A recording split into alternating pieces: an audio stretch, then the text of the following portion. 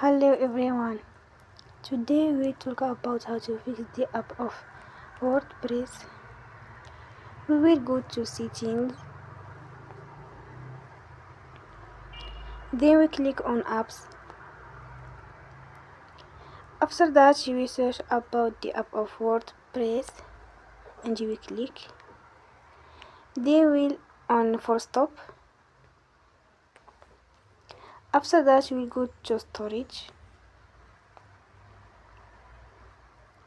Then we click on clear cache.